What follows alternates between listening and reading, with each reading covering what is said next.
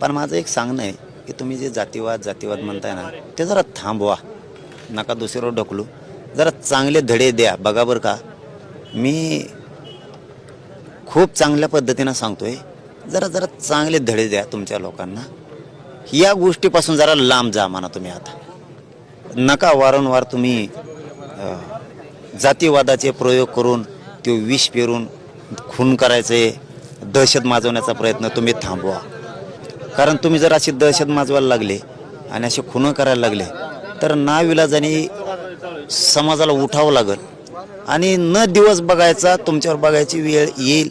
असं नका वागू, असे माझी तुम्हाला कळकळीची विनंती खऱ्यानं सांगतो मी तुम्हाला. ही या मायबाप बीड जिल्ह्यातल्या जनतेला, सर्व जाती धर्मातल्या, की हे प्रकरण जे झालं हे कुठल्याही राजकारणामुळे झालेलं नाही.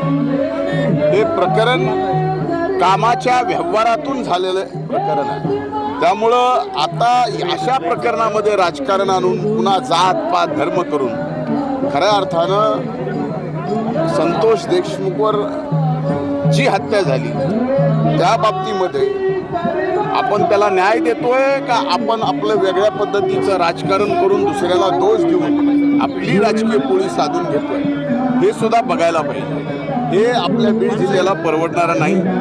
म्हणून माझी एकच भूमिका आहे आणि ती सुस्पष्ट आहे की काहीही झालं तरी जे संतोष देशमुखचे हत्यारे आहेत त्यांना कठोरती कठोर शिक्षा झाली पाहिजे, फाशी झाली पाहिजे.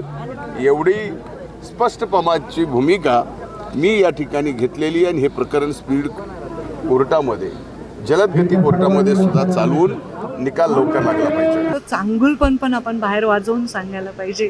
तर हे दुर्दैवी आहे असं काही नाही आहे, पण ह्या घटना नक्कीच बीड जिल्ह्याची मान खाली घालतात की त्या नाही झाल्या पाहिजे. याची काळजी आम्ही घेतली पाहिजे. आम्ही त्या घटनांमध्ये योग्य माणसाच्या पाठीमागे योग्य पद्धतीने खंबीरपणे उभं राहिलं पाहिजे. आपोआप अशा घटना कमी होतील ना.